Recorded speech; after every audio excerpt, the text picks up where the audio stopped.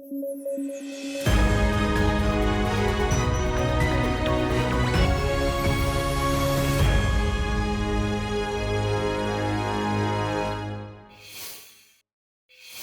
यानी 22 जुलाई को केंद्रीय वित्त मंत्री निर्मला सीतारमण ने इकोनॉमिक सर्वे यानी आर्थिक सर्वेक्षण 2023-24 पेश किया।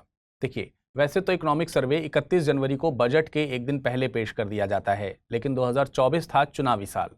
इस चुनावी साल में सरकार ने अपनी रणनीति बदल ली। फरवरी में अंतरिम बजट पेश करने से पहले सरकार ने एक short report the Indian economy a review पेश की थी। अब चुनाव संपन्न हो चुके हैं तो सरकार वित्त वर्ष के लिए एक व्यापक आर्थिक सर्वेक्षण और बजट लेकर आई है। जानते हैं, पहले इकोनॉमिक सर्वे को बजट के साथ ही पेश किया जाता था। साल 1964 से इसे बजट से अलग पेश किया जाने लगा। आमतौर पर इसे देश के केंद्रीय वित्त मंत्री द्वारा संसद में पेश किया जाता है। पहला इकोनॉमिक सर्वे 1950-51 में पेश किया गया था। इकोनॉमिक सर्वे का जिक्र संविधान में कहीं पर भी नहीं है। साथ ही इसे लेकर कोई कानून भी नहीं है जिसमें इकोनॉमिक सर्वे को पेश करने की बाध्यता की बात कही गई हो। वहीं वार्षिक वित्तीय विवरण के नाम से बजट का जिक्र संविधान में मिलता है। इकोनॉमिक सर्वे को वित्त मंत्रालय के डिपार्टमेंट ऑफ इकोनॉमिक अफेयर्स के द्वारा तैयार किया जाता है और इसे मुख्य वित्तीय सलाहकार के गाइडेंस में तैयार किया जाता है। चलिए शुरू करते हैं इकोनॉमिक सर्वे के जरूरी हाइलाइट्स। इकोनॉमिक सर्वे में वित्त वर्ष 2024-25 के लिए भारत की रियल जीडीपी 6.5 से 7% के बीच रखने की संभावना है। सर्वे के मुताबिक भारत की अर्थव्यवस्था ने पोस्ट कोविड बेहतरीन रिकवरी की है। सर्वे की माने तो वैश्विक स्तर पर चल रही अस्थिरता के बावजूद भारत की अर्थव्यवस्था बेहतर स्थिति में है। सर्वे का मानना है कि भारत की रिकवरी को सस्टेन करने के लिए घरेलू स्तर पर प्रयास ज्यादा करने की जरूरत है, क्योंकि वैश्विक स्तर पर किसी भी समझौते को फाइनल तक पहुंचाना मुश्किल होता जा रहा है। सर्वे में बताया गया है कि भारत में जो पूंजी का निर्माण हुआ है उसमें सार्वजनिक निवेश की बड़ी भूमिका है। वित्त वर्ष 2022 में इसमें निजी क्षेत्र के निवेश की भूमिका बढ़ी है। सर्वे में कहा गया है कि हेडलाइन इन्फ्लेशन का रेट कंट्रोल में है। हेडलाइन इन्फ्लेशन से मतलब है कि इसमें घरों में उपभोग की जाने वाली सभी वस्तुओं और सेवाओं की कीमतों में होने वाले बदलाव को शामिल किया जाए। वहीं कोर इन्फ्लेशन में खाद्य और ऊर्जा से जुड़ी वस्तुओं को हटा दिया जाता है, क्योंकि इनकी कीमतें ज्यादा वैलेटाइल होती हैं। इसके अलावा व्यापार घाटे में 2023 की तुलना में 2024 में कमी देखी गई। सर्वे में भारत को विकसित राष्ट्र बनाने के लिए त्रिपक्षीय सहयोग पर जोर दिया गया। इस त्रिपक्षीय सहयोग में सरकार, निजी क्षेत्र और अकादमिक संस्थान शामिल हैं। सर्वे में कहा गया है कि 2030 तक भारतीय अर्थव्यवस्था में गैर कृषि क्षेत्र में सालाना 78.5 लाख जॉब्स सृजित करने की जरूरत है, तभी बढ़ते कार्यबल की जरूरतें पूरी की जा सकेंगी। सर्वे में ही सतत और गुणवत्तापूर्ण रोजगार के लिए 2 प्रॉमिसिंग सेक्टर्स की पहचान की गई है। एक है एग्रो प्रोसेसिंग और दूसरी है केयर इकोनॉमी। केयर इकोनॉमी में बुजुर्गों और बच्चों की केयर और घर की देखभाल जैसे काम शामिल होते हैं। माना जा रहा है कि भारत की ज्यादातर जनसंख्या युवा की कैटेगरी में शामिल है, इसलिए केयर इकोनॉमी में भारत में ज्यादा रोजगार सृजित हो सकते हैं। सर्वे की माने तो कॉर्पोरेट सेक्टर का लाभ 15 सालों में सबसे ज्यादा है। सर्वे में कृषि क्षेत्र को लेकर भी 5 सिफारिशें की गई हैं। इनमें पहली है कृषि उत्पादों के लिए फ्यूचर मार्केट्स के लिए एक मजबूत रेगुलेटरी फ्रेमवर्क। दूसरी सिफारिश है कि कृषि उत्पादों के निर्यात पर प्रतिबंध हटाना चाहिए। बैन को कुछ विशेष परिस्थितियों में ही लागू किया जाए। इसमें मकसद है कि कृषि उत्पादों को अंतर्राष्ट्रीय बाजारों के कम दाम मिल सकें।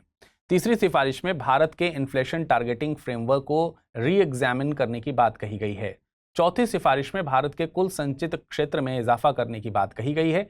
पांचवी सिफारिश की माने तो सर्वे में ऐसी फसलों को बढ़ावा देने की बात कही गई है जो जलवायु परिवर्तन के लिहाज से सही हों। नवंबर 2024 में आयोजित होने वाले यूएसए के राष्ट्रपति चुनावों को लेकर दुनिया भर में चर्चा है। चुनावी सरगर्मियों के बीच अब खबर आई है कि डेमोक्रेटिक पार्टी के उम्मीदवार जो बाइडेन अपनी दावेदारी से पीछे हट रहे हैं। जो बाइडेन वर्तमान में यूएसए के राष्ट्रपति पद पर भी हैं। उन्होंने घोषणा की है कि वे अपने कार्यकाल तक इस पद पर बने रहेंगे। बता दें कि जो बाइडेन के खिलाफ रिपब्लिकन पार्टी के उम्मीदवार डोनाल्ड ट्रंप चुनाव लड़ रहे हैं। पब्लिक ओपिनियन सर्वे बताते हैं कि जो बाइडेन की अप्रूवल रेटिंग्स ट्रंप के मुकाबले कम हैं। साथ ही वे डोनाल्ड ट्रंप के खिलाफ आमने सामने की लड़ाई में भी खास प्रदर्शन नहीं कर पाए हैं। जो बाइडेन ने डेमोक्रेट्स की तरफ से वर्तमान में उपराष्ट्रपति पद पर काबिज कमला हैरिस को समर्थन किया है। कमला हैरिस भारतीय मूल की हैं। अगर वे राष्ट्रपति पद पर काबिज होती हैं तो वे यूएसए की भारतीय मूल की पहली राष्ट्रपति होंगी।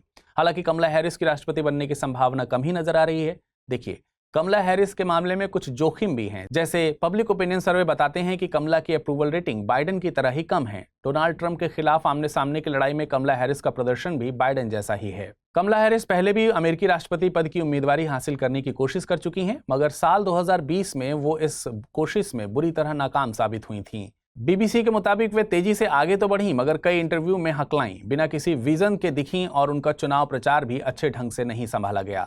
इस तरह कमला को चुनना डेमोक्रेट्स के लिए जोखिम भरा तो है, लेकिन अब और कोई सुरक्षित विकल्प भी नहीं बचा है। देखिए, यूएसए में राष्ट्रपति का पद बेहद अहम होता है। अमेरिकी राष्ट्रपति देश का संवैधानिक और वास्तविक दोनों प्रमुख होता है। यूएसए में राष्ट्रपति के चुनाव की प्रक्रिया को समझने से पहले हम समझते हैं कि आखिर किसी व्यक्ति को यूएसए के राष्ट्रपति पद का उम्मीदवार बनाने के लिए किन शर्तों को पूरा करना होता है। पहली शर्त है कि 14 सालों से यूएसए का वो निवासी हो, कम से कम 35 साल की उम्र हो और उम्मीदवार को यूएसए का नेचुरल बॉर्न सिटीजन होना चाहिए। नेचुरल बॉर्न सिटीजन से मतलब है जो जन्म से यूएसए का नागरिक हो। माने व्यक्ति यूएसए का नागरिक इसलिए है क्योंकि यूएसए की धरती पर वह पैदा हुआ है। यूएसए में राष्ट्रपति को सीधे जनता द्वारा नहीं बल्कि एक इलेक्टोरल कॉलेज द्वारा चुना जाता है। इलेक्टोरल कॉलेज में चुने गए इलेक्टर्स राज्यों में मौजूद जनसंख्या के मुताबिक होते हैं। हर राज्य में उतने ही इलेक्टर्स होते हैं जितने यूएसए की कांग्रेस में उस राज्य से लॉ मेकर्स होते हैं। हर राज्य के पास अलग अलग संख्या में इलेक्टर्स होते हैं, जैसे कैलिफोर्निया से 55 तो फ्लोरिडा से 29 ही हैं। इस तरह इलेक्टोरल कॉलेज में कुल 538 इलेक्टर्स शामिल हैं। एक इलेक्टर का एक वोट होता है। राष्ट्रपति बनने के लिए व्यक्ति को 270 वोट हासिल करने होते हैं। दो और फैक्ट्स हैं जो यूएसए के राष्ट्रपति के बारे में आपको पता होने चाहिए। पहला, यूएसए में कोई व्यक्ति राष्ट्रपति बनने के लिए केवल 2 बार चुनाव लड़ सकता है और दूसरा, यूएसए में राष्ट्रपति का कार्यकाल 4 साल के लिए निर्धारित है। कांवड़ यात्रा के रूट पर पड़ने वाले होटलों और ढाबों के बाहर उनके मालिकों के नाम लिखने के विवाद में अब सुप्रीम कोर्ट की भी एंट्री हो गई है। आज सुप्रीम कोर्ट ने राज्य सरकारों के इस फैसले पर अंतरिम रोक लगा दी है। कोर्ट ने कहा है कि अगली सुनवाई तक दुकानदारों को पहचान बताने की जरूरत नहीं है। इस मामले में उत्तर प्रदेश, उत्तराखंड और मध्य प्रदेश सरकार को नोटिस भी जारी किया गया।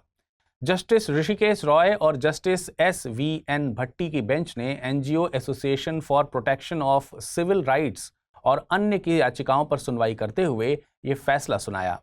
दरअसल एनजीओ के अलावा तृणमूल कांग्रेस की सांसद महुआ मोइत्रा, दिल्ली यूनिवर्सिटी के प्रोफेसर अपूर्वानंद झा और आकार पटेल ने भी इस निर्देश के खिलाफ उच्चतम न्यायालय में अलग अलग याचिका दायर की है। इन्होंने इस फैसले को संवैधानिक अधिकारों का उल्लंघन बताया। साथ ही बताया है कि राज्य सरकारों के निर्देश अनुच्छेद 14, 15 और 17 के तहत नागरिकों के मौलिक अधिकारों का उल्लंघन करते हैं। इस तरह के जबरदस्ती थोपी जा रही एडवाइजरी राज्य की शक्ति सीमाओं से बाहर है। ये सार्वजनिक नोटिस के बिना किया गया है। आपको बता दें कि भारतीय संविधान के भाग 3 के तहत मौजूदा अनुच्छेद 14 में कहा गया है कि राज्य भारत के क्षेत्र में किसी भी व्यक्ति को कानून के समक्ष समानता या कानूनों के समान संरक्षण से वंचित नहीं करेगा, जबकि अनुच्छेद 15 धर्म, नस्ल, जाति, लिंग या जन्मस्थान के आधार पर भेदभाव को रोकता है। वहीं अनुच्छेद 17 अस्पृश्यता का उन्मूलन की बात भी करता है। अब जानते हैं कि नेम प्लेट विवाद आखिर कहां से उपजा है। देखिए, ये विवाद शुरू हुआ उत्तर प्रदेश के मुजफ्फरनगर पुलिस के एक आदेश से। आदेश में कहा गया है कि जिले के कांवड़िया मार्ग पर जितने भी होटल, ढाबा, दुकान और ठेले वाले हैं, उन सभी को अपनी दुकान के बाहर मालिक का नाम और नंबर साफ अक्षरों में लिखना पड़ेगा। इसके बाद मुजफ्फरनगर के एसएसपी अभिषेक सिंह ने इसके पीछे की वजह का जिक्र करते हुए बताया कि यह किसी भी तरह की भ्रम की स्थिति से बचने और सामाजिक सौहार्द बनाए रखने के लिए किया गया है। मुजफ्फरनगर पुलिस के आदेश के बाद 19 जुलाई को उत्तर प्रदेश के मुख्यमंत्री योगी आदित्यनाथ ने इसे पूरे राज्य में लागू कर दिया। साथ ही हलाल सर्टिफिकेशन वाले प्रोडक्ट्स बेचने वालों पर भी कार्रवाई की बात कही। सरकार ने फैसले के पीछे तर्क दिया है कि यह कांवड़ियों की शुचिता बनाए रखने के लिए जरूरी था। इसके बाद ऐसा ही एक आदेश उत्तराखंड के हरिद्वार में लागू किया गया। इसके बाद 20 जुलाई को उज्जैन के मेयर ने भी दुकान के मालिकों को अपने नाम और फोन नंबर वाली नेम प्लेट लगाने के लिए कह दिया। बिहार को स्पेशल कैटेगरी का स्टेटस नहीं मिलेगा। जी हां, सही सुना आपने। दरअसल केंद्र सरकार ने बिहार को स्पेशल कैटेगरी स्टेटस देने से इनकार कर दिया है। आपको बता दें कि लंबे समय से बिहार को स्पेशल कैटेगरी स्टेटस देने की मांग उठाई जा रही है। अभी हाल ही में राष्ट्रीय जनता दल यानी आरजेडी के नेता मनोज कुमार झा ने फिर से कहा था कि बिहार स्पेशल कैटेगरी स्टेटस और स्पेशल पैकेज दोनों चाहता है। उन्होंने ये भी कहा है कि बिहार के लिए स्पेशल कैटेगरी स्टेटस की मांग बिहार और झारखंड के बंटवारे के समय से ही होती आ रही है। तो चलिए समझते हैं कि किसी राज्य को स्पेशल कैटेगरी स्टेटस देने का मतलब आखिर क्या होता है। देखिए, स्पेशल कैटेगरी स्टेटस केंद्र सरकार द्वारा किसी भौगोलिक और सामाजिक आर्थिक रूप से पिछड़े राज्य को दिया जाता है। इस स्टेटस के मिलने से पिछड़े राज्यों में विकास में अधिक सहायता मिलती है। हालांकि इस स्टेटस को देने के कुछ पैरामीटर्स भी होते हैं। ये पैरामीटर्स गाडगिल फॉर्मूले पर आधारित हैं। मुख्य पैरामीटर्स की बात करें तो राज्य में पहाड़ी इलाकों का होना, राज्य में कम जनसंख्या घनत्व का होना, राज्य में बड़ी जनजातीय आबादी का पाया जाना, राज्य का आर्थिक रूप से पिछड़ा होना जैसे पॉइंट्स शामिल हैं। अगर किसी राज्य में ऐसी कंडीशंस पाई जाती हैं तो स्पेशल कैटेगरी स्टेटस मिलने का चांस होता है। ऑफ कोर्स लास्ट डिसीजन केंद्र सरकार का ही होता है। अब स्पेशल कैटेगरी स्टेटस मिलने से किसी राज्य को क्या फायदे हो सकते हैं, चलिए ये भी जान लेते हैं। देखिए, प्रायोजित योजना के मामले में टोटल फंड का 90% हिस्सा स्पेशल कैटेगरी स्टेटस राज्यों को मिलता है, जबकि अन्य राज्यों के मामले में यह हिस्सा 60% या 75% होता है। इतना ही नहीं, केंद्र सरकार के सकल बजट का 30% हिस्सा स्पेशल कैटेगरी स्टेटस राज्यों को जाता है। इसके अलावा स्पेशल कैटेगरी स्टेटस राज्यों को उत्पाद एवं सीमा शुल्क, आयकर और कॉरपोरेट कर में महत्वपूर्ण छूट भी मिलती है। आपको यह भी ध्यान रखना चाहिए कि संविधान में स्पेशल कैटेगरी स्टेटस के लिए कोई भी प्रावधान नहीं है। इस स्टेटस को देने की शुरुआत 1969 में 5वें वित्त आयोग की सिफारिशों पर की गई थी। आपको यह भी बता दें कि यह दर्जा पहली बार 1969 में जम्मू कश्मीर, असम और नागालैंड को दिया गया था। तेलंगाना यह दर्जा पाने वाला भारत का सबसे नया राज्य है। एक इंपॉर्टेंट फैक्ट आपको बता दें कि स्पेशल कैटेगरी स्टेटस और स्पेशल कैटेगरी दोनों अलग अलग कॉन्सेप्ट होते हैं। स्पेशल कैटेगरी स्टेटस केवल आर्थिक और वित्तीय पहलुओं से संबंधित होता है, वहीं स्पेशल कैटेगरी के तहत विधायी और राजनीतिक अधिकार भी मिलते हैं। इसको आप जम्मू कश्मीर के उदाहरण से समझ सकते हैं। अनुच्छेद 370 के निरस्त होने से पहले जम्मू कश्मीर को विशेष दर्जा मिला हुआ था। चलिए, अब बारी है आज के टर्म ऑफ द डे देखने की। आज का टर्म ऑफ द डे है गिग वर्कर्स। पहले जानते हैं कि गिग शब्द से क्या मतलब है। गिग शब्द म्यूजिक की दुनिया से आया है। यहां पर परफॉर्मर्स शॉर्ट टर्म या सिंगल टाइम के लिए वेन्यू बुकिंग करते हैं, जिसे गिग्स कहा जाता है। गिग वर्कर से मतलब सर्विस सेक्टर से ऐसे एम्प्लॉय से है जो कॉन्ट्रैक्ट या फ्रीलांस बेस्ड काम करते हैं। गिग वर्कर्स के पास कई तरह की स्वतंत्रताएं होती हैं, मसलन वर्क फ्रॉम होम, काम के घंटे अपने मुताबिक चुनना, क्लाइंट चुनने की सहूलियत आदि। इस तरह की व्यवस्था में काम करने की कई सहूलियतों के साथ चुनौतियां भी हैं, जैसे सामाजिक सुरक्षा योजना में शामिल न होना, हेल्थ इंश्योरेंस, पेड लीव आदि का अभाव। अब आइए नजर डालते हैं आज के बुलेटिन पर आधारित प्रश्नों पर। हाल ही में चर्चा में रही बागमती नदी के किनारे पर कौन सा महत्वपूर्ण धार्मिक स्थल स्थित है? अमरनाथ, पशुपतिनाथ, केदारनाथ या फिर बद्रीनाथ? अगला प्रश्न है, आर्थिक सर्वेक्षण के संबंध में निम्नलिखित कथनों पर विचार कीजिए। आर्थिक सर्वेक्षण पेश करना सरकार के लिए संवैधानिक बाध्यता है। आर्थिक सर्वेक्षण की सिफारिशें पूरी करने के लिए ही बजट पेश किया जाता है। उपयुक्त में से कौन सा या से कथन सही है या हैं?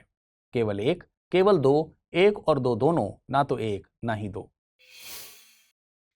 अब आइए नजर डालते हैं पिछले बुलेटिन में पूछे गए प्रश्नों पर और जानते हैं उनके सही उत्तर। पहला प्रश्न था, गेवरा और कुसमुंडा खाने किस खनिज के लिए प्रसिद्ध हैं? कोयला, लोहा, मैग्नीज या फिर तांबा? इसका सही जवाब है विकल्प ए।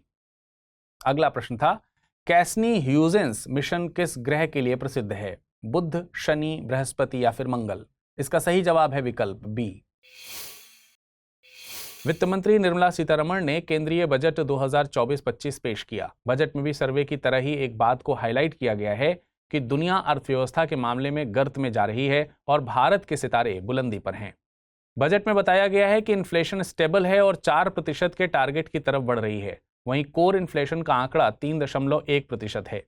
याद रखिए कि कोर इन्फ्लेशन में खाद्य और ऊर्जा से जुड़ी वस्तुओं की कीमतों को हटा दिया जाता है, क्योंकि इनकी कीमतें ज्यादा वोलेटाइल होती हैं।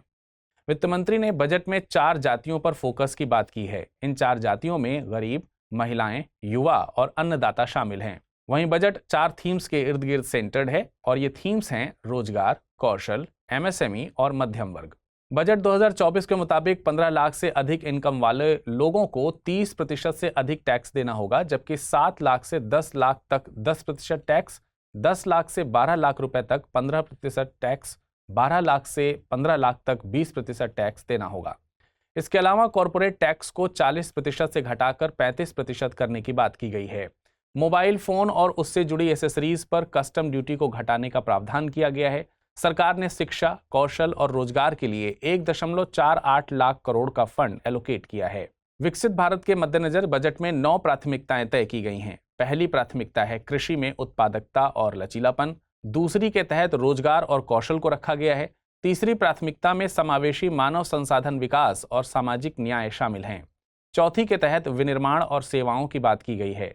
5वीं में शहरी विकास, 6ठे में ऊर्जा सुरक्षा और 7वीं में बुनियादी ढांचा नवाचार को रखा गया है।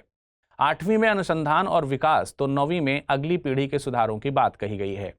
अब हम एक एक करके इन प्राथमिकताओं के तहत सरकार ने क्या स्टेप लेने की बात कही है, आइए जानते हैं। पहली प्राथमिकता कृषि से जुड़ी हुई है। इसके तहत फसलों की 109 उच्च उपज और क्लाइमेट रेजिलिएंट वैरायटी जारी करने की बात कही गई है। सर्टिफिकेशन के जरिए तकरीबन 1 करोड़ किसानों को नेचुरल फार्मिंग के लिए बढ़ावा दिया जाएगा। देखिए, नेचुरल फार्मिंग कृषि की एक ऐसी पद्धति है जिसमें प्रकृति की ही नकल की जाती है। जैसे नेचर में पेड़ पौधे बिना पर्यावरण को नुकसान पहुंचाए उगते हैं और सरवाइव करते हैं, बिल्कुल वैसे ही इसमें बिना केमिकल के पर्यावरण को नुकसान पहुंचाए बगैर खेती की जाती है। इसके अलावा 400 जिलों में खरीफ की फसलों के डिजिटल सर्वे की बात की गई है। साथ ही ग्रामीण अर्थव्यवस्था को बढ़ावा देने के मकसद से राष्ट्रीय सहकारिता नीति की घोषणा की गई है। दूसरी प्राथमिकता में रोजगार और कौशल को जगह दी गई है। इसमें एम्प्लॉयमेंट लिंक्ड स्कीम्स के तहत 3 योजनाएं घोषित की गई हैं। स्कीम ए पहली बार नौकरी हासिल करने वाले लोगों के लिए है। इसमें पहली बार ईपीएफओ में दर्ज हुए लोगों को पहली सैलरी डायरेक्ट बेनिफिट ट्रांसफर के जरिए 3 किश्तों में दी जाएगी। इसमें सैलरी कैप 15,000 का है। वहीं स्कीम बी के तहत रोजगार प्रदाता और एम्प्लॉय दोनों को ईपीएफओ में उनके योगदान के मुताबिक 4 सालों तक इंसेंटिव दिए जाएंगे। इसके अलावा स्कीम सी एम्प्लॉयर्स के लिए है। इसमें उन्हें रिम्बर्समेंट दिया जाएगा और रोजगार की समस्या को फाइनली एक्नॉलेज करते हुए सरकार ने युवाओं के लिए 5 सालों में भारत की टॉप कंपनीज में इंटर्नशिप मुहैया कराने की बात कही है। 1 करोड़ युवाओं को इंटर्नशिप मुहैया कराने का टारगेट है। इसमें 5,000 रुपए के मंथली अलाउंस की बात भी कही गई है। कामकाजी महिलाओं के लिए उद्योगों में सहयोग से हॉस्टल्स और क्रेच स्थापित करने की बात कही गई है। वहीं विद्यार्थियों के लिए उच्च शिक्षा में वित्तीय सहायता की घोषणा की गई है। ऐसे विद्यार्थी जिन्हें सरकार की किसी योजना का लाभ नहीं मिल रहा है, उन्होंने किसी घरेलू संस्थान में पढ़ने के लिए 10 लाख रुपए तक का लोन लिया है और उन्हें लोन में ई वाउचर्स के जरिए छूट दी जाएगी। तीसरी प्राथमिकता में न्याय की बात कही गई है। सरकार ने बजट में प्रधानमंत्री जनजातीय उन्नत ग्राम अभियान की घोषणा की है। योजना के तहत जनजातीय जनसंख्या वाले गांवों में सामाजिक आर्थिक विकास किया जाएगा। सरकार एक पूर्वोदय प्लान की बात कर रही है जिसके तहत देश के पूर्वी हिस्से का विकास किया जाएगा। इसमें बिहार, झारखंड, पश्चिम बंगाल और उड़ीसा शामिल हैं। चौथी प्राथमिकता में विनिर्माण की बात कही गई है और इसके तहत सरकार एमएसएमई को खूब बढ़ावा देने की बात कर रही है। साथ ही मुद्रा लोन्स जो कि पहले से ही प्रचलित हैं, इनमें कैटेगरी होती है तरुण। इसके तहत अमाउंट को 10 लाख से बढ़ाकर 20 लाख कर दिया गया है। लेकिन ये फैसिलिटी उनके लिए है जिन्होंने पहले लिए लोन अमाउंट को टाइमली चुका दिया है। पांचवी प्राथमिकता है शहरी विकास। इसमें सरकार 100 बड़े शहरों में राज्य सरकारों और बहुपक्षीय बैंक्स के साथ मिलकर सीवेज ट्रीटमेंट, वाटर सप्लाई और वेस्ट मैनेजमेंट पर काम करेगी। इसके अलावा चुनिंदा शहरों में 100 वीकली हॉट या स्ट्रीट फूड हब्स को विकसित करने की योजना है। छठवीं प्राथमिकता ऊर्जा सुरक्षा की बात करती है। इसके लिए अंतरिम बजट में जारी पीएम सूर्य घर मुफ्त बिजली योजना का जिक्र किया गया है। साथ ही नाभिकीय ऊर्जा को बढ़ावा देने के मकसद से स्मॉल न्यूक्लियर रिएक्टर पर जोर दिया जा रहा है। इन्हें भारत स्मॉल रिएक्टर्स के नाम दिए जा रहे हैं। सातवीं प्राथमिकता अवसंरचना को लेकर है। इसमें पूंजीगत व्यय जीडीपी के मुकाबले 3.4% तक बताया गया है। प्रधानमंत्री ग्राम सड़क योजना के फेज 4 की घोषणा भी की गई है। आठवीं प्राथमिकता अनुसंधान, नवाचार और विकास के बारे में है। सरकार ने अनुसंधान नेशनल रिसर्च फंड के गठन की घोषणा की है। स्पेस इकोनॉमी के लिए 1000 करोड़ रुपए के वेंचर कैपिटल फंड की बात की गई है। नवीं प्राथमिकता के तहत अगली पीढ़ी के सुधारों की बात की गई है और इसमें अर्थव्यवस्था के डिजिटलीकरण के लिए तकनीकी को बढ़ावा देने की बात कही गई। ईज ऑफ डूइंग बिजनेस के लिए जन विश्वास बिल 2.0 लाने की बात कही गई है। सर्वोच्च न्यायालय की एक पीठ ने राज्य के राज्यपाल को हासिल संवैधानिक छूट की समीक्षा करने का फैसला लिया है। 3 न्यायाधीशों से बनी इस पीठ में मुख्य न्यायाधीश DY चंद्रचूड़, न्यायमूर्ति JB पादरीवाला और न्यायमूर्ति मनोज मिश्रा शामिल हैं। पीठ ने यह फैसला पश्चिम बंगाल के राज्यपाल CV आनंद बोस के खिलाफ यौन उत्पीड़न का आरोप लगाने वाली राजभवन की महिला कर्मचारी की याचिका पर लिया है। महिला ने इस मामले में शीर्ष अदालत से अनुच्छेद 32 के तहत कार्रवाई करने का अनुरोध किया है। अनुच्छेद 32 हर नागरिक को अपने मौलिक अधिकारों के प्रवर्तन के लिए सर्वोच्च अदालत में जाने का अधिकार देता है। इसका मतलब यह है कि अगर किसी को लगता है कि उसके मौलिक अधिकारों का उल्लंघन हुआ है तो वह राहत के लिए सीधे सर्वोच्च न्यायालय का दरवाजा खटखटा सकता है। बहरहाल अपनी याचिका में अनुच्छेद 32 के तहत मामले को पेश करने को लेकर पीड़िता ने बताया है कि संविधान के तहत राज्यपाल को दी गई छूट के कारण उसके पास कोई उपाय नहीं है। इसी याचिका में महिला ने शीर्ष अदालत से राज्यपाल के कार्यालय के दौरान प्राप्त छूट की सीमा तक दिशा निर्देश और योग्यताएं भी तय करने की मांग की है। चलिए अब जानते हैं कि राज्यपाल को संवैधानिक छूट क्या है जिनकी समीक्षा की जानी है। तो आपको बता दें कि ऐसी छूट की बात की गई है अनुच्छेद 361 में। संविधान का अनुच्छेद 361 राष्ट्रपति और राज्यपाल को उसके पद धारण करने के दौरान आपराधिक मुकदमे से बचाता है और उनके द्वारा किए गए कार्यों को किसी भी न्यायिक जांच के दायरे से बाहर करता है।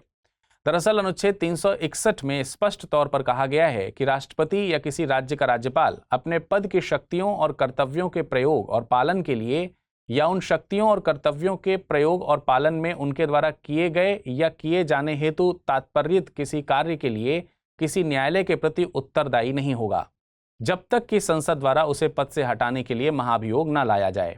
इसी अनुच्छेद के दूसरे क्लॉज में कहा गया है कि राष्ट्रपति या किसी राज्य के राज्यपाल के खिलाफ किसी भी प्रकार की आपराधिक कार्यवाही शुरू नहीं की जाएगी या जारी नहीं रखी जाएगी, जबकि तीसरे क्लॉज में कहा गया है कि गिरफ्तारी या कारावास की कोई प्रक्रिया राष्ट्रपति या राज्यपाल के पद पर रहते हुए शुरू नहीं की जा सकती।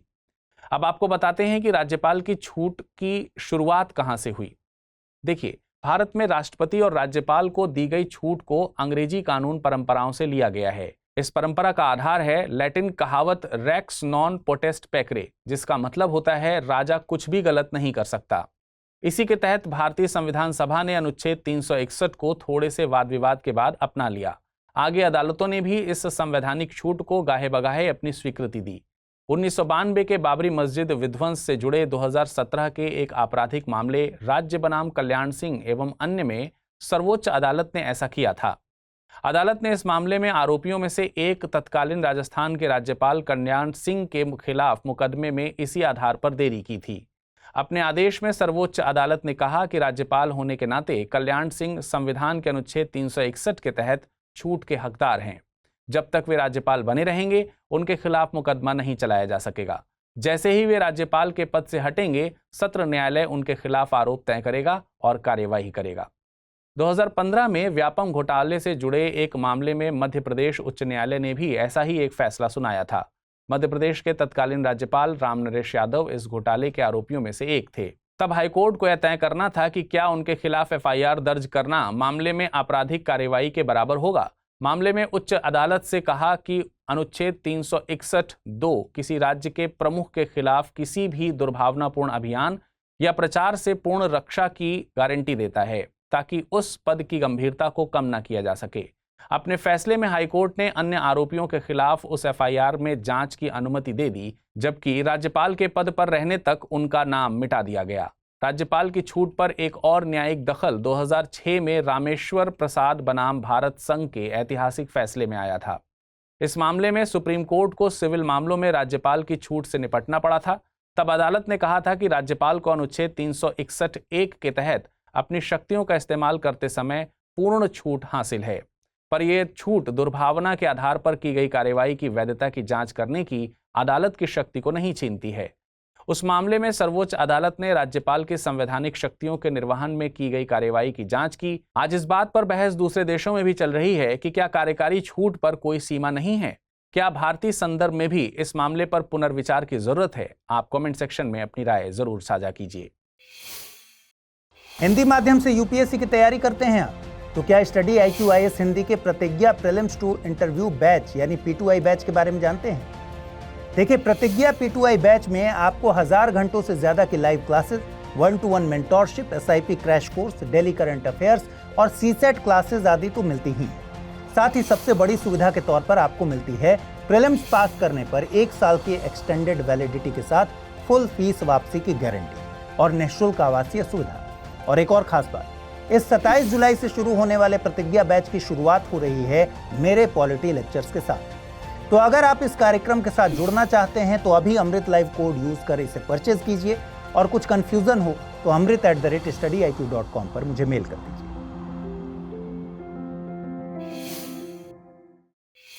23 जुलाई को स्वतंत्रता संग्राम सेनानी बाल गंगाधर तिलक की जयंती मनाई गई। इस मौके पर प्रधानमंत्री नरेंद्र मोदी ने उन्हें श्रद्धांजलि दी। उनका जन्म 23 जुलाई 1856 को महाराष्ट्र के रत्नागिरी में हुआ था। लाला लाजपत राय, बाल गंगाधर तिलक और विपिन चंद्र पाल को लाल बाल पाल के नाम से जाना जाता था। बाल गंगाधर तिलक ने नारा दिया था कि स्वराज मेरा जन्मसिद्ध अधिकार है और मैं इसे लेकर रहूंगा। उन्हें साल 1916 में कांग्रेस के दो धड़ों नरम दल और गरम दल के बीच समझौता कराने के लिए जाना जाता है। अप्रैल 1916 में ही उन्होंने होम रूल लीग की स्थापना की। गौरतलब है कि होम रूल लीग की स्थापना की योजना मूल तौर पर एनी बेसेंट की थी। जहां बाल गंगाधर तिलक की होम रूल लीग का कार्यक्षेत्र कर्नाटक, महाराष्ट्र, मध्य प्रांत और बरार था, वहीं शेष भारत एनी बेसेंट का कार्यक्षेत्र था। वे पहले ऐसे राष्ट्रवादी नेता माने जाते हैं जिन्होंने जनता के निकट संबंध बनाने का प्रयास किया। इस मामले में वे महात्मा गांधी के अग्रगामी थे। उन्होंने दक्कन एजुकेशन सोसाइटी की स्थापना की थी। ब्रिटिश लेखक वैलेंटाइन शेरोल ने उन्हें भारतीय असंतोष का जनक कहा था। उन्होंने केसरी और मराठा जैसे अखबारों की शुरुआत की। इनकी प्रमुख पुस्तक में the Arctic homes in the Vedas शामिल है। उन्होंने स्वतंत्रता आंदोलन में एकता लाने के लिए प्रतीक के तौर पर गणेश और शिवाजी महोत्सव को बड़े स्तर पर मनाना शुरू किया था। ब्रिटिश सरकार ने उन पर सेडिशन के चार्जेस लगाए, जिसके लिए उन्हें वर्तमान म्यांमार की मांडले जेल में 6 साल की सजा काटनी पड़ी। यहीं पर उन्होंने अपनी पुस्तक गीता रहस्य लिखी। नवंबर 2021 में अपने 3 कृषि कानून को निरस्त करने के 3 साल बाद केंद्र कृषि सुधारों के लिए राज्यों को प्रोत्साहित करने के लिए 50,000 करोड़ रुपए की योजना पर विचार कर रहा है। प्रस्तावित कृषि सुधार योजना को अंतिम रूप दिए जाने और अपनाए जाने के बाद राज्यों को एग्रीकल्चर, मार्केटिंग, कॉन्ट्रैक्ट फार्मिंग और भूमि पट्टे से संबंधित कृषि क्षेत्र में सुधारों को लागू करने के बाद केंद्र से फंडिंग हासिल करने की अनुमति मिल जाएगी। इंडियन एक्सप्रेस अखबार के मुताबिक इस योजना का प्रस्ताव लोकसभा चुनाव के नतीजों के तुरंत बाद नीति आयोग के अधिकारियों ने प्रधानमंत्री कार्यालय को दिए गए एक प्रेजेंटेशन में रखा था। भारत का अमृतकाल, देश को तेज विकास के लिए प्रेरित करना शीर्षक वाले इस प्रेजेंटेशन में कृषि सुधारों के साथ अर्थव्यवस्था के सभी क्षेत्रों को शामिल किया गया था। कृषि सुधारों से जुड़ी योजना कृषि एवं किसान कल्याण मंत्रालय और नीति आयोग के अधिकारियों द्वारा चर्चा किए गए विचारों में से एक है। यह कृषि क्षेत्र में संबंधित विनियामक और संस्थागत सुधारों की पहचान मामले के उनके प्रयासों का हिस्सा है। दरअसल भारत के अमृतकाल 2022 से 2047 तक की 25 साल की अवधि के दौरान परिवर्तनकारी हस्तक्षेपों के तहत कई योजनाएं शुरू की जानी हैं। इसमें लंबे समय से लंबित बीज विधेयक को पारित करने की और कृषि में सार्वजनिक निवेश को कृषि GVA यानी सकल मूल्य संवर्धन के 5% तक बढ़ाने जैसे उपायों को भी शामिल किया गया है। चलिए आइए अब नजर डालते हैं आज के टर्म ऑफ द डे पर। आज का टर्म ऑफ द डे है गोल्डीलॉक्स। गोल्डीलॉक्स शब्द का रेफरेंस बच्चों के लिए लिखी गई एक कहानी से मिलता है। कहानी में गोल्डीलॉक्स नाम की एक लड़की 3 भालुओं के परिवार वाले घर में जाती है, जहां वह दलिये का वो कटोरा चुनती है जिसका तापमान एकदम परफेक्ट होता है, यानी न ज्यादा ठंडा न ज्यादा गर्म। वहीं बात जब किसी देश की अर्थव्यवस्था की हो तो गोल्डीलॉक्स से मतलब है कि अर्थव्यवस्था अपने परफेक्ट पॉइंट पर है, न ज्यादा महंगाई है न ही GDP की ग्रोथ लड़खड़ा रही है। ऐसे ही आपने ज्योग्राफी में भी गोल्डीलॉक्स का जिक्र सुना होगा। हमारी पृथ्वी गोल्डीलॉक्स जोन में स्थित है, जहां जीने लायक परिस्थितियां मौजूद हैं। अब आइए नजर डालते हैं आज के बुलेटिन पर आधारित प्रश्नों पर। पहला प्रश्न है, भारतीय असंतोष का जनक पद किस भारतीय स्वतंत्रता सेनानी के लिए प्रयोग किया जाता है? लाला लाजपत राय, बाल गंगाधर तिलक, महात्मा गांधी या फिर विपिन चंद्र पाल। अगला प्रश्न है, ग्लोबल जेंडर गैप रिपोर्ट किस संस्था द्वारा जारी की जाती है? विश्व आर्थिक मंच, विश्व बैंक, अंतर्राष्ट्रीय मुद्रा कोष या फिर UNDP। अब आइए एक नजर डाल लेते हैं पिछले बुलेटिन में क्या प्रश्न पूछा गया था और उसके क्या हैं सही उत्तर। पहला प्रश्न था, हाल ही में चर्चा में रही बागमती नदी के किनारे पर कौन सा महत्वपूर्ण धार्मिक स्थल स्थित है? अमरनाथ, पशुपतिनाथ, केदारनाथ या फिर बद्रीनाथ। इसका सही जवाब है विकल्प B, पशुपतिनाथ। अगला प्रश्न था, आर्थिक सर्वेक्षण के संबंध में निम्नलिखित कथनों पर विचार कीजिए। आर्थिक सर्वेक्षण पेश करना सरकार के लिए संवैधानिक बाध्यता है। आर्थिक सर्वेक्षण की सिफारिशें पूरी करने के लिए ही बजट पेश किया जाता है। उपयुक्त में से कौन सा या से कथन सही है या है? केवल एक, केवल दो, एक और दो दोनों, ना तो एक ना ही दो। इसका सही जवाब है विकल्प D, ना तो एक ना ही दो। इथोपिया में खतरनाक लैंडस्लाइड के चलते 200 से ज्यादा लोगों की मौत हो गई है। 120 मिलियन की आबादी वाला यह देश जलवायु परिवर्तन से जुड़ी आपदाओं के लिए वल्नरेबल है। इनमें भी बाढ़ और सूखे की आपदाएं प्रमुख हैं। ऐसा पहली बार नहीं हुआ है कि इथोपिया ने लैंडस्लाइड का सामना किया हो। बीते साल एक लैंडस्लाइड में तकरीबन 20 लोगों की मौत हो गई थी। उससे पहले 2017 की एक लैंडस्लाइड में तकरीबन 113 लोगों की मौत हो गई थी। अफ्रीका के अन्य देशों से भी लैंडस्लाइड के आंकड़े बहुत परेशान करने वाले हैं। 2017 में अफ्रीकी देश सिएरा लियोन की राजधानी फ्रीटाउन में भी 1141 लोगों की मौत हुई थी। ऐसे ही फरवरी 2010 में युगांडा के माउंट एल्गोन रीजन में 350 से ज्यादा लोगों की मौत हो गई थी। हम जानते हैं कि लैंडस्लाइड है क्या।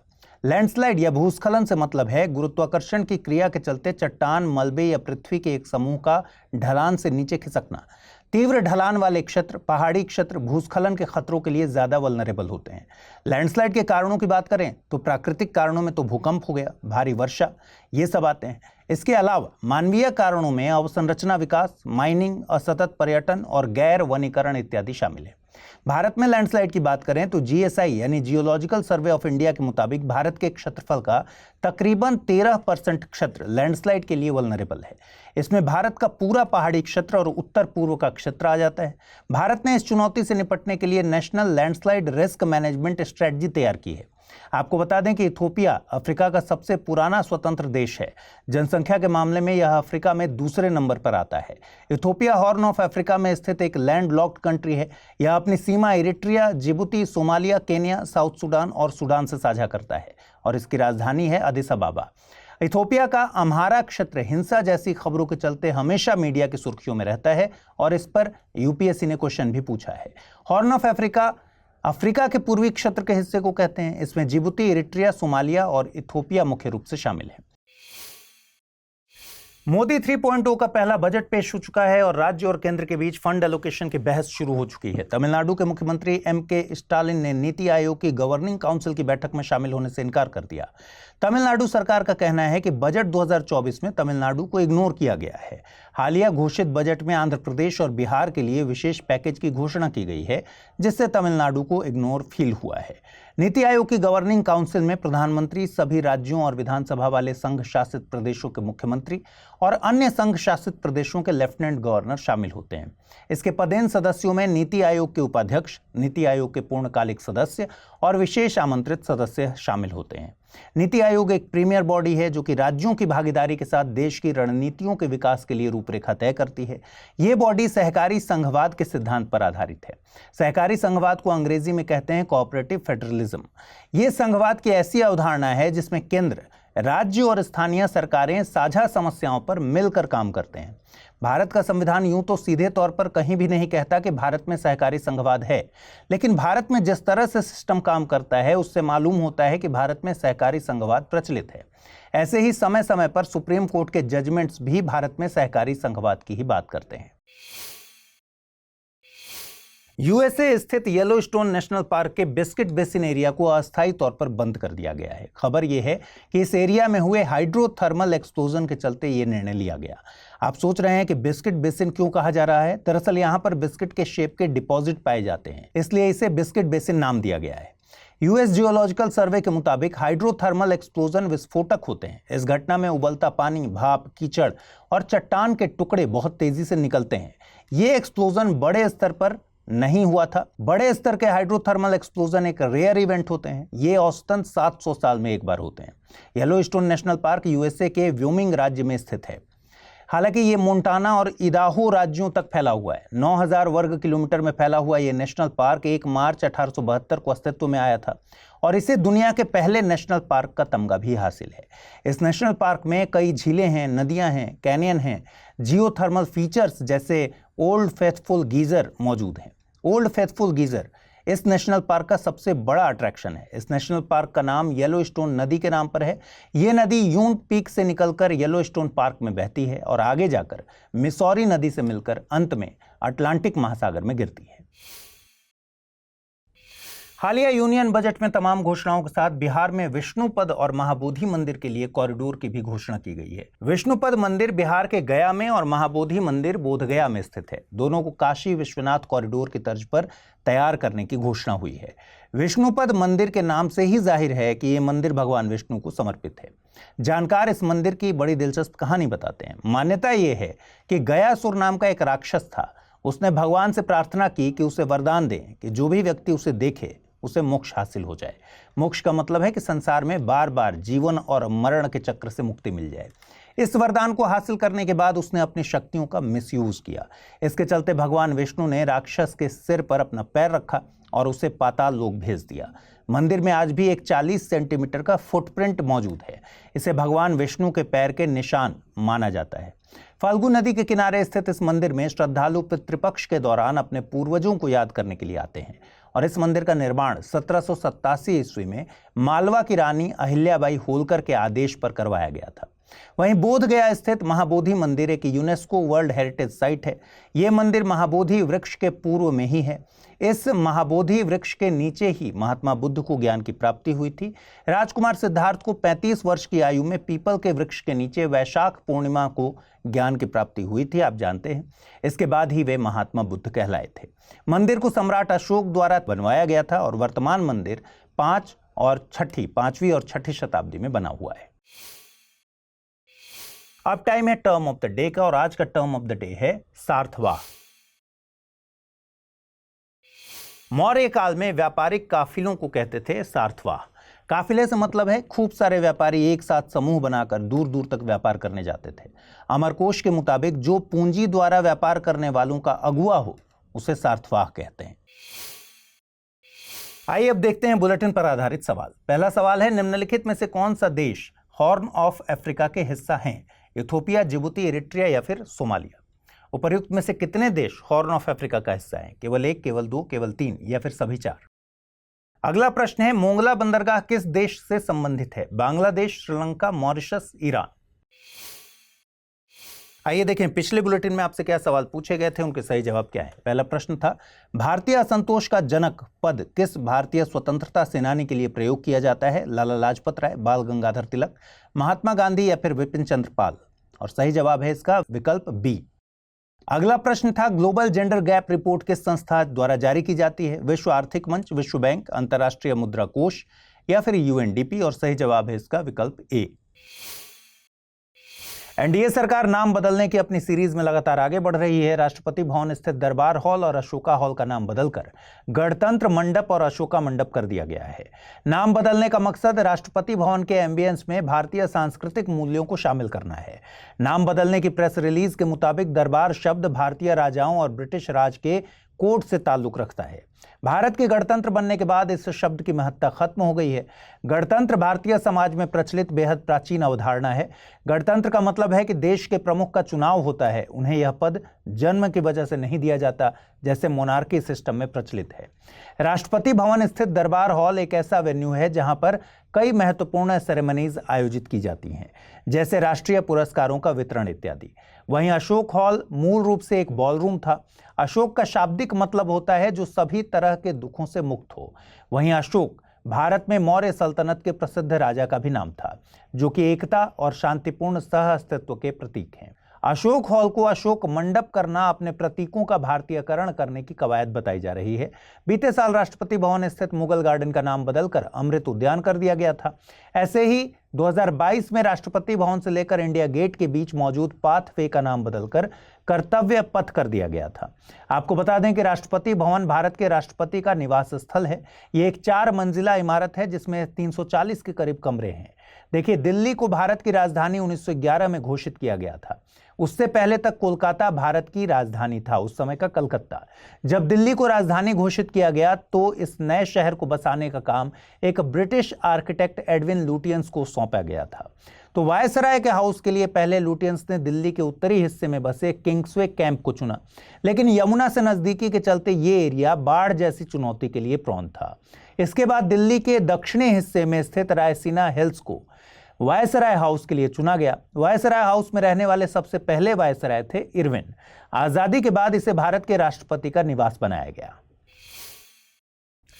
सुप्रीम कोर्ट ने माइनिंग एक्टिविटीज को लेकर बड़ा फैसला सुनाया है। कोर्ट के मुताबिक राज्यों को खनिज वाली जमीन पर टैक्स लगाने का अधिकार है। यह फैसला कोर्ट की संवैधानिक पीठ ने सुनाया। कोर्ट के मुताबिक निकाले गए खनिज पर देय रॉयल्टी कोई कर नहीं है। सीजेआई डीवाई चंद्रचूड़ ने 7 अन्य जजों के साथ बहुमत से फैसला सुनाया है, जबकि जस्टिस बीवी नागरत्ना ने असहमति भी जताई। मामला था mineral area development authority versus MS steel authority of India के केस की सुनवाई का। कोर्ट ने इस मामले में इंडिया सीमेंट्स बनाम तमिलनाडु मामले के 1989 के फैसले को पलट दिया। इसमें माना गया था कि रॉयल्टी एक कर है। ये फैसला 7 जजों के बेंच ने सुनाया था। हालिया फैसला 9 जजों के बेंच के जरिए बदला गया है। कोर्ट ने इस फैसले में रॉयल्टी और कर के बीच कॉन्सेप्ट के लेवल पर एक डिफरेंस बताया।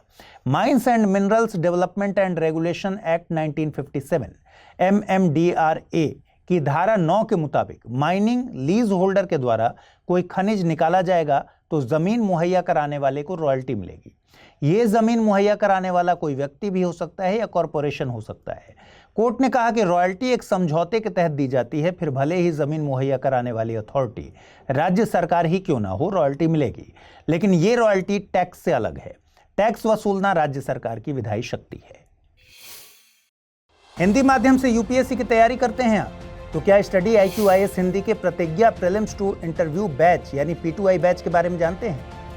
देखिए, प्रतिज्ञा P2I बैच में आपको 1000 घंटों से ज्यादा की live classes, 1-to-1 mentorship, SIP crash course, daily current affairs और CSET क्लासेस आदि तो मिलती ही हैं। साथ ही सबसे बड़ी सुविधा के तौर पर आपको मिलती है प्रीलिम्स पास करने पर 1 साल की एक्सटेंडेड वैलिडिटी के साथ फुल फीस वापसी की गारंटी और निःशुल्क आवासीय सुविधा।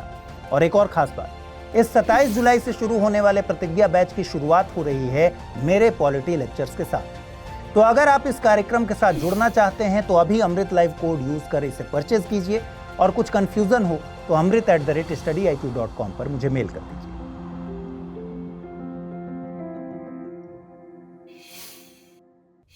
25 जुलाई को हर साल IVF डे मनाया जाता है। इस दिन को 25 जुलाई को मनाए जाने के पीछे की वजह है, साल 1978 में इसी दिन दुनिया के पहले टेस्ट ट्यूब बेबी का जन्म हुआ था। दुनिया में IVF से जन्मे पहले बच्चे का नाम लुइस जॉय ब्राउन था। इस दिन को इनफर्टिलिटी की समस्या का सामना कर रहे उन तमाम कपल्स के लिए भी मनाया जाता है जिन्हें IVF की बदौलत इससे निजात मिली। IVF यानी in vitro fertilisation assisted reproductive technology का एक प्रकार है जो कि इनफर्टिलिटी की समस्या से निपटने का एक तरीका है। इसमें मेडिसिन और सर्जिकल तरीकों का प्रयोग करके एग को फर्टिलाइज किया जाता है। इसमें फीमेल के एग को मेल के स्पर्म से लैब में फर्टिलाइज किया जाता है। साथ ही फर्टिलाइज एग को यूट्रस में इम्प्लांट किया जाता है। आमतौर पर जो कपल्स बेबी को नेचुरली कंसीव नहीं कर पाते, मदर कंसीव नहीं हो पाती, उनके ही एग और स्पर्म को लेकर लैब में फर्टिलाइजेशन होता है। लेकिन अगर बेबी चाहने वाले पेरेंट्स को कोई इस तरीके की समस्या है जो जेनेटिक है और बच्चे को हो सकती है, तो किसी दूसरे का एग या स्पर्म यूज कर लिया जाता है। IVF को लेकर एक मिथ है कि इसका प्रयोग केवल फीमेल इनफर्टिलिटी के लिए किया जाता है, लेकिन IVF का प्रयोग मेल इनफर्टिलिटी के लिए भी होता है। इनफर्टिलिटी रिप्रोडक्टिव सिस्टम की एक ऐसी स्थिति है जिसमें प्राकृतिक तरीके से कंसीव नहीं किया जा सकता। विशेषज्ञों के मुताबिक मोटापा और डायबिटीज कपल्स में इनफर्टिलिटी को बढ़ाते हैं। मोटापे के चलते महिलाओं का मेंस्ट्रुअल साइकिल प्रभावित होता है, इससे इनफर्टिलिटी की समस्या होती है। वहीं पुरुषों में मोटापा लो स्पर्म काउंट के लिए जिम्मेदार है। देखिए, वैसे तो दुनिया में बढ़ती जनसंख्या एक बड़ी चुनौती है, लेकिन हाल के दिनों में भारत समेत दुनिया के कई देशों में प्रजनन दर में गिरावट देखने को मिल रही है, जो कि आगे चलकर जनसंख्या में बड़ी गिरावट का कारण बनेगी। लोगों में बढ़ती इनफर्टिलिटी भी इसका एक कारण है, लेकिन कई अन्य कारणों से भी भारत समेत अन्य कई देशों में प्रजनन दर में गिरावट देखी जा रही है। अन्य देशों में इटली, जापान और दक्षिण कोरिया का नाम प्रमुखता से लिया जाता है। दक्षिण कोरिया में तो प्रजनन दर दुनिया में सबसे कम 0.9 है। रिसर्च के मुताबिक भारत में TFR यानी टोटल फर्टिलिटी रेट 1.91 है, जो कि अभी तक की सबसे कम दर है। TFR यानी टोटल फर्टिलिटी रेट से मतलब है एक महिला की प्रसव आयु के अंत तक जीवित जन्मों की औसत संख्या। Gokhale institute of politics and economics के मुताबिक भारत में घटती जनसंख्या के कुछ कारण हैं। इनमें से एक कारण है कि पोस्ट इंडिपेंडेंस यानी स्वतंत्रता के बाद जनसंख्या को सीमित करने के लिए कई प्रयास किए गए। इसमें फैमिली प्लानिंग के कई तरीकों के जरिए लोगों को 2 से ज्यादा बच्चे न करने के लिए प्रेरित किया गया। स्वास्थ्य के क्षेत्र में टीकाकरण जैसे तरीकों से शिशु मृत्यु दर में कमी आ गई। देखिए, पहले स्वास्थ्य सेवाएं बेहतर नहीं थीं तो मृत्यु दर ज्यादा थी। लोग इसलिए भी बच्चे ज्यादा करते थे क्योंकि उन्हें लगता था कि कुछ बच्चे बचपन में बीमारी के चलते ही मर जाएंगे। लेकिन जब मृत्यु दर कम हुई, खासतौर पर शिशु मृत्यु दर, तो लोगों के बीच छोटे परिवारों का चलन बढ़ा। एक दूसरा कारण था विकास। जैसे जैसे समाज में विकास हुआ, माता पिता को वृद्धावस्था में बच्चों से मिलने वाले लाभ कम होते जा रहे हैं। विकास के साथ साथ न्यूक्लियर फैमिलीज का चलन बढ़ा है। लोग अपने पेरेंट्स को वृद्धावस्था में ओल्ड एज होम छोड़ देते हैं। ऐसे में पेरेंट्स के बीच भी कम ही बच्चों की टेंडेंसी देखने को मिल रही है।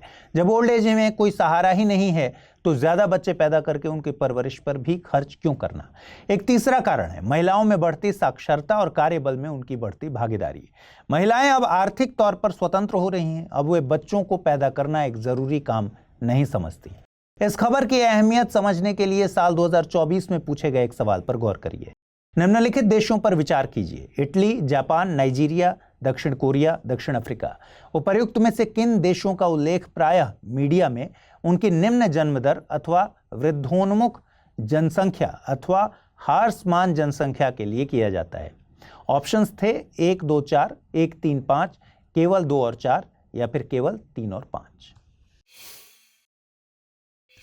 बीते दिनों यूके के foreign secretary David Lammy Bharat की यात्रा पर थे और इस मौके पर भारत और यूके के बीच एक नया टेक्नोलॉजी सिक्योरिटी इनिशिएटिव लॉन्च किया गया। इसका मकसद सहयोग को और मजबूत करना और आर्थिक समृद्धि को बढ़ावा देना है। इस समझौते के तहत दोनों देश कुछ बेहद जरूरी तकनीकों पर काम करेंगे। इनमें क्रिटिकल मिनरल्स, एआई और सेमीकंडक्टर्स शामिल हैं। सेमीकंडक्टर्स में चिप डिजाइनिंग और एडवांस्ड पैकेजिंग को लेकर समझौता किया गया है। देखिए, सेमीकंडक्टर का उत्पादन कोई आसान काम नहीं होता कि आज एक मशीन लगाई और कल से उत्पादन शुरू हो जाए। पूरे सेमीकंडक्टर उत्पादन में अलग अलग स्तर पर कंपनीज काम करती हैं। इन सबको मिलाकर सेमीकंडक्टर इकोसिस्टम बोलते हैं। सेमीकंडक्टर के निर्माण में डिजाइन, मैन्युफैक्चरिंग, असेंबली और डिस्ट्रीब्यूशन 4 तरह की प्रोसेस काम करती हैं। जिन कंपनीज के पास इन चारों की फैसिलिटी होती है उन्हें आईडीएम यानी इंटीग्रेटेड डिवाइस मैन्युफैक्चरर कहा जाता है। मतलब ये कि यहां पर सेमीकंडक्टर की डिजाइनिंग से लेकर मैन्युफैक्चरिंग और टेस्टिंग सारी सुविधाएं मौजूद हैं। ऐसी कंपनीज जो डिजाइनिंग में स्पेशलाइज्ड होती हैं उन्हें आईपी कंपनीज या फिर इंटेलेक्चुअल कंपनीज कहते हैं। ये आईडीएम कंपनीज को स्पेसिफिक डिजाइन ब्लॉक मुहैया कराती हैं जिनके बदले में इन्हें रॉयल्टी हासिल होती है। ये सिर्फ डिजाइनिंग तक सीमित होती हैं। ये अपने प्रोडक्ट को मैन्युफैक्चर नहीं करती। जब आप भारत में सेमीकंडक्टर इंडस्ट्री की चुनौतियां जानेंगे तो सबसे बड़ी प्रॉब्लम यही है, भारत में डिजाइनिंग कंपनीज नहीं है। इसी के मद्देनजर सरकार ने जनवरी 2022 में design linked incentive DLI scheme भी लॉन्च की थी। इस इकोसिस्टम में एक और टाइप की कंपनी होती है जिसे फैबलेस कहा जाता है। ये भी डिजाइनिंग में काम करती हैं लेकिन आईपी कंपनी से ये अलग होती हैं। ये अपने डिजाइन्स को मैन्युफैक्चरर और टेस्टिंग के लिए आउटसोर्स करवाती हैं लेकिन प्रोडक्ट्स को अपने नाम से ही बेचती हैं। एक और टाइप की कंपनी है जिसे फाउंड्री कहते हैं। ये केवल फैब्रिकेशन यानी मैन्युफैक्चरिंग में स्पेशलाइजेशन रखती हैं। एक और टाइप जिसे ओसैट यानी outsourced semiconductor assembly and test facility कहा जाता है। यहाँ पर पैकेजिंग और टेस्टिंग का काम होता है। ये एक तरह का फॉलो अप प्रोसेस है। समझौते में जलवायु, शिक्षा, तकनीक और व्यापार में भी सहयोग को और मजबूत बनाने की बात कही गई है। इसमें इंडो पैसिफिक में रक्षा और सुरक्षा के मुद्दे पर भी समझौता हुआ है।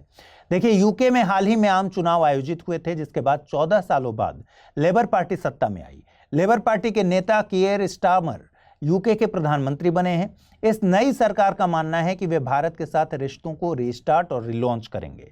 इसमें 2022 में भारत और यूके के बीच शुरू हुई फ्री ट्रेड एग्रीमेंट को लेकर वार्ता पर आधिकारिक बातचीत को फिर से शुरू करना भी शामिल है।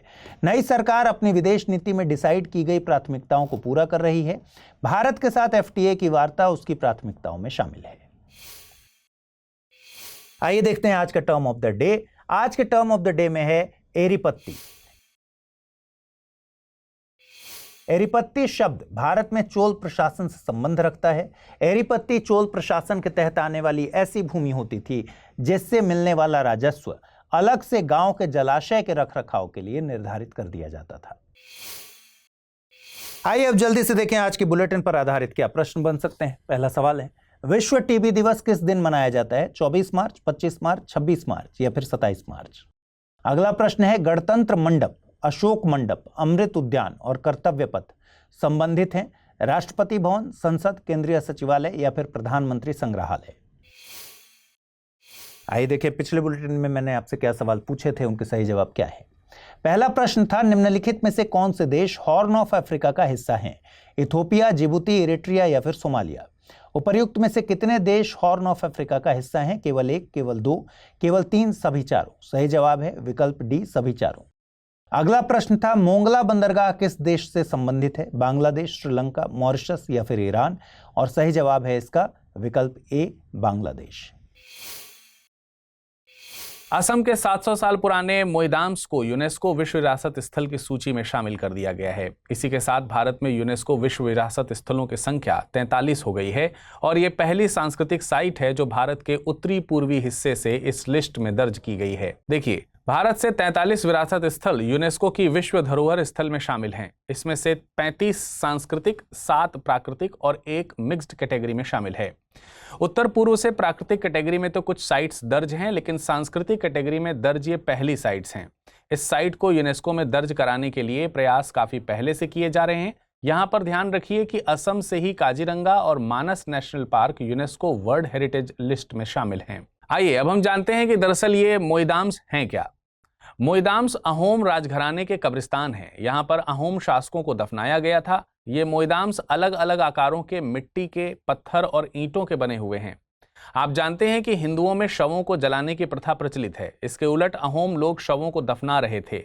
वे ताई लोगों से प्रभावित थे। मोइदाम्स की ऊंचाई अलग अलग है, जो कि उनके अंदर दफनाए गए व्यक्तियों की शक्ति को दिखाती है। ज्यादा शक्तिशाली व्यक्ति का ज्यादा ऊंचा मोइदाम।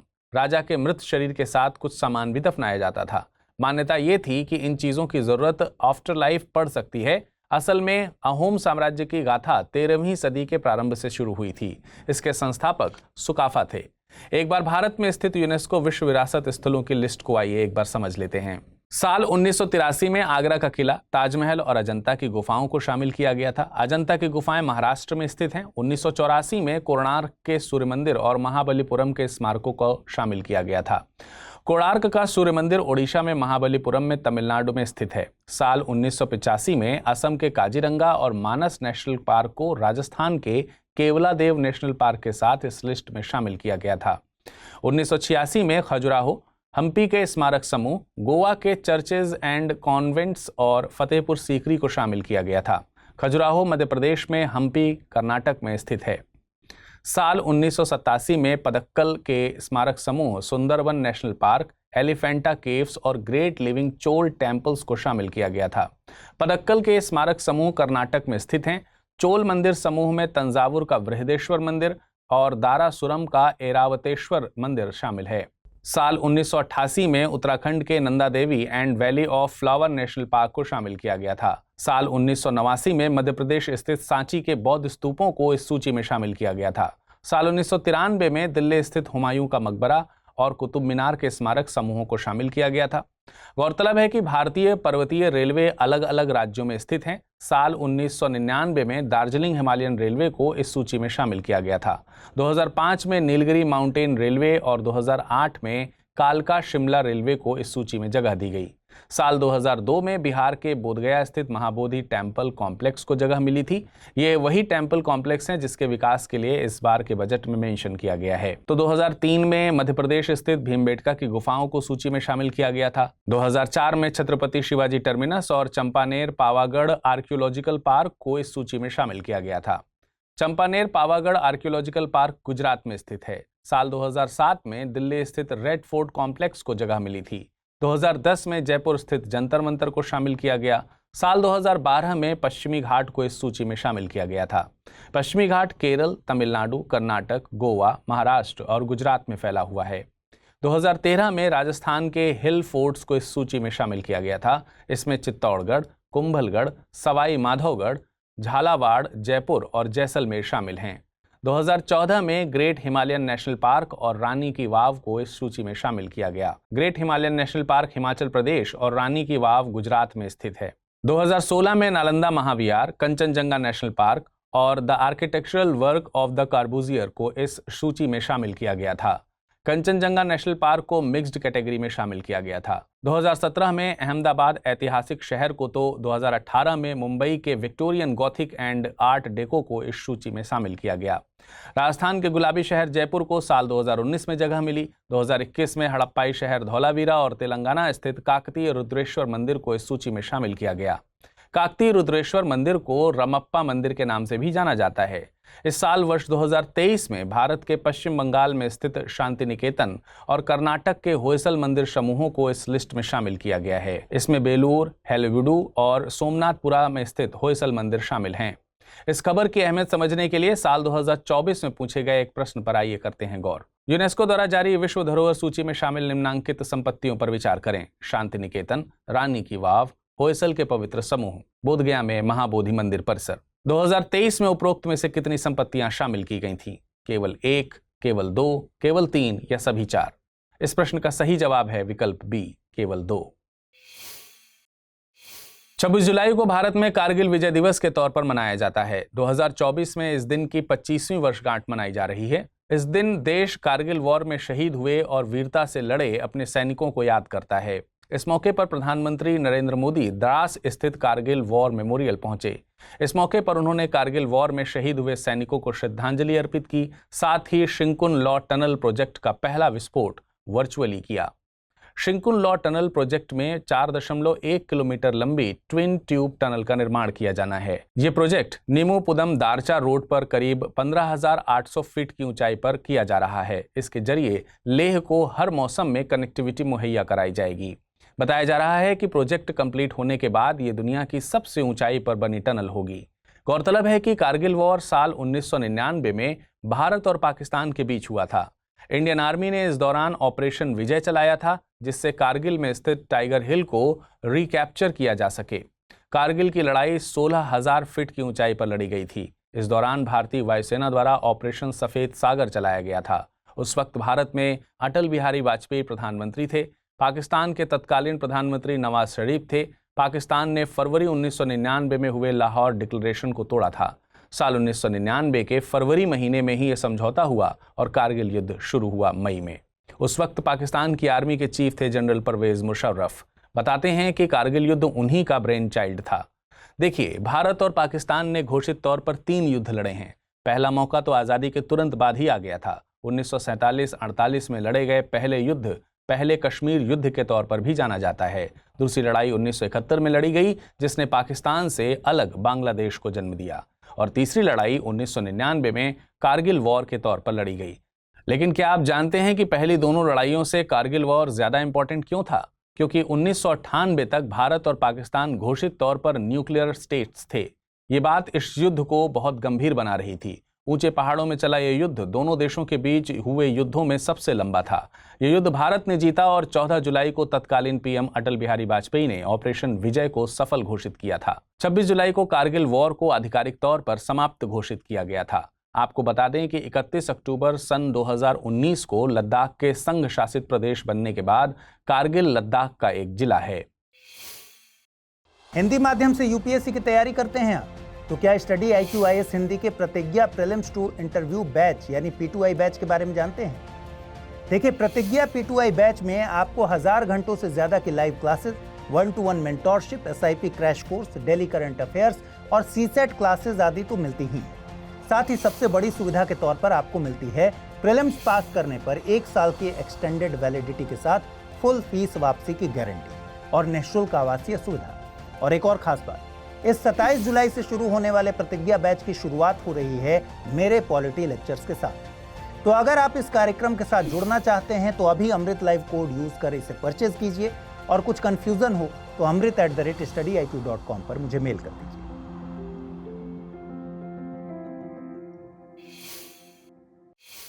नागालैंड के 10 गांवों के कुछ छोटे किसान प्लास्टिक बैग को रिप्लेस करने के लिए एक बेहतरीन तरीके पर काम कर रहे हैं। दरअसल ये किसान कसावा से बने बायोप्लास्टिक बैग्स का उत्पादन कर रहे हैं।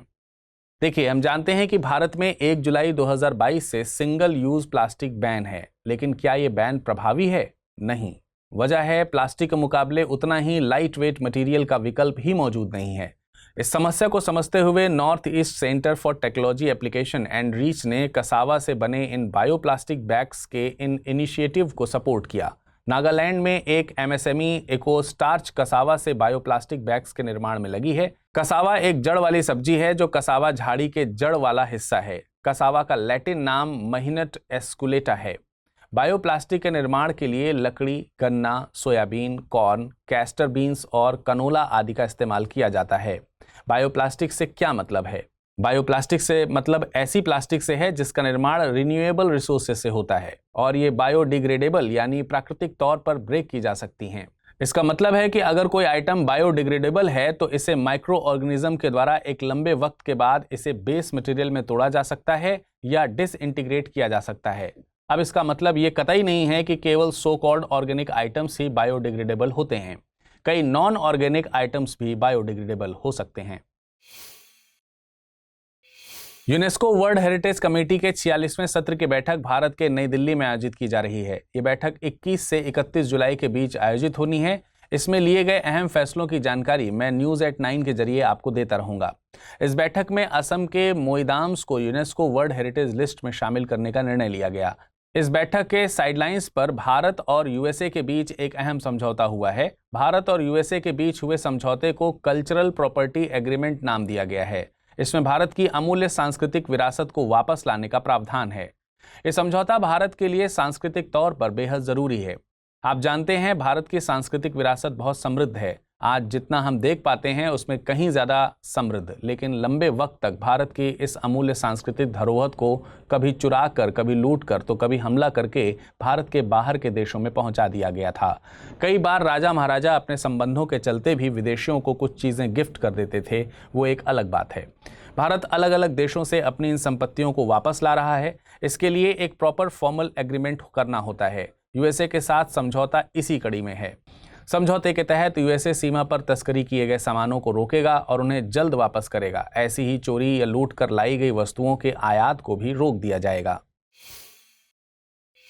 चलिए अब वक्त हो चला है आज के टर्म ऑफ द डे देखने का। आज का टर्म ऑफ द डे है विंडफॉल टैक्स।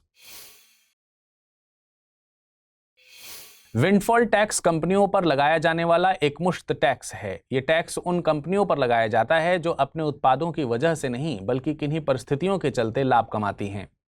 देखिए, जब कभी कंपनी को लाभ अपने निवेश या किसी निवेश उत्पाद के चलते ना होकर उस समय की परिस्थितियों की वजह से होता है तो सरकार भी उस लाभ पर टैक्स लगाती है जिससे कंपनी के मुनाफे को कैश किया जा सके।